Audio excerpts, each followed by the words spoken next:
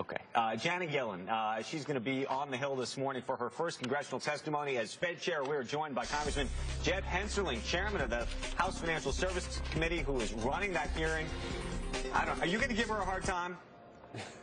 Who, me? Yeah, no, you're in charge of this thing. No, I'm not in the hard time business, but, you know, this will be the chair's first appearance, and we're looking forward to hearing what exactly is she going to do that's going to be different from her predecessor. I have no doubt that the capital markets will be listening, analyzing, and parsing every word, and fortunately she'll be there a long time, so there'll be lots of words to parse. We have David Darst here, who likes to do everything in lists, 1, 2, 3. Just why don't you tell us your 1, 2, and 3 questions? What are you trying to figure out here? Well, I have a number of concerns. I'm not sure I quite have them in 1, 2, 3 order. One is, what are the limits of monetary policy to impact this economy, particularly in the face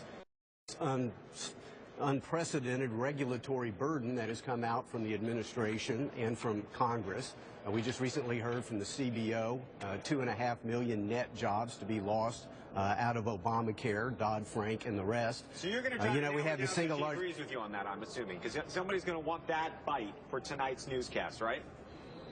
Well, I don't know, but it's a legitimate question, and that is we have all of these excess reserves, I think about $1.7 trillion sitting at the Fed. And so what further benefit are we getting from quantitative easing versus the huge risk? We know that this unprecedented balance sheet is going to have to be unwound at some time.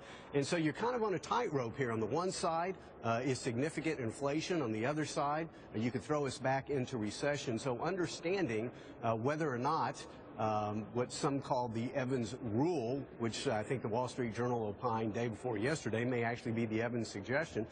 What is it that markets can count on? How will this balance sheet be unwound? That's a very important question. And then, you know, this isn't your father's Fed. We have forays into credit allocation policy. Is that a smart thing to intervene in our mortgage-backed securities markets? There's winners and losers. Clearly, you can make the case that today seniors on fixed incomes are losers. I'm not sure that's a good thing as we continue to erode the boundaries between monetary policy and fiscal policy. Those are just a couple of matters that we need to explore. Here's a question I want, and it's just totally baseline, sort of as honest as you can get on this. These hearings, do you think that they're aimed at influencing the Fed in terms of how they actually do what they do, or do you think it's really just an exploration in understanding what they do? Well, I guess to some extent, a combination of the two. I want the Fed to be independent. I don't want the President and the Secretary of Treasury to conduct monetary policy. I don't want 535 members of Congress to conduct monetary policy. But on the other hand, I don't want Fed conducting fiscal policy. And so I do not think that independence and accountability are mutually exclusive concepts. So the Fed is 100 years old. Our committee is going to undertake a Federal Reserve Centennial Oversight Project. You know, if you're 100 years old, you're probably in need of a checkup anyway. And this agency in particular is very powerful.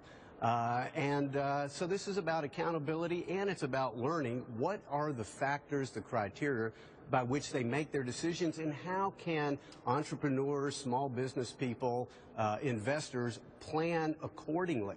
I mean, I think it's one of the great unknowns and great uncertainties that's keeping all this capital on the sideline while tens of millions of our fellow countrymen are remaining unemployed and underemployed. We got to get it off the sidelines back into the economy.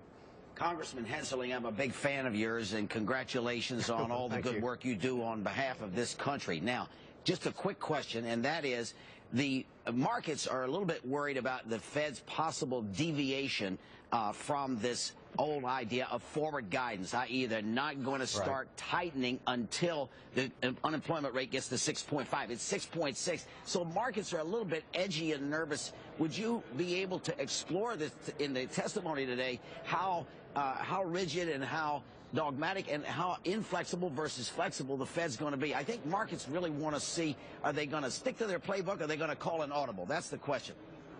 Well, my guess is, and that very well could be the first question that I ask. It's what's on everybody's mind. As we know, unemployment is at 6.6 now, quite easily, notwithstanding our weak labor markets, notwithstanding still a fairly historically low labor force participation rate, that unemployment could slip down to 6.4%. And so that really begs the question again, Where's the Fed going with this forward guidance? So is it a rule, or is the Wall Street Journal opined day before yesterday, is this Federal Reserve improvisation?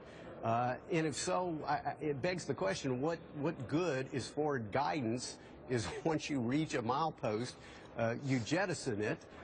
And so I think all of that argues in favor of at least a more predictable rules-based policy. And at least at one point in her career, Chair Yellen seemed to show a certain amount of respect and affinity for the Taylor rule, which is probably the most famous of the rule-based approaches to monetary policy.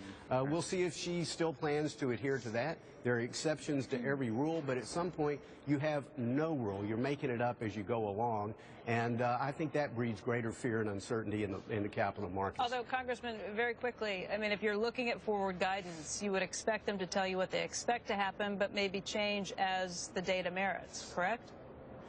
Well, we would like to at least know what is the data that's going to merit the correction. At least give us the formula, the decision-making formula that the Fed will follow.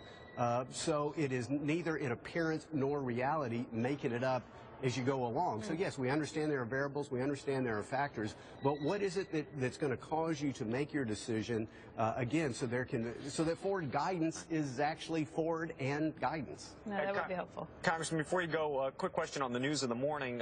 Better Markets, which is an advocacy group for the public, or at least that's what they say they're trying to do, has now sued J.P. Morgan and more importantly the Justice Department over its settlement with J.P. Morgan, that $13 billion settlement, saying that it is unconstitutional and wanting a little bit more light on what happened during that settlement. Where do you stand on that? Well, I haven't studied the basis of the suit, so I don't know. I'd be happy to take a look at it, but without studying the basis of the suit, in my opinion. Okay. Congressman, we appreciate your time this morning and being on the program, and good luck with the hearing today. Thank you. All right, coming up, the push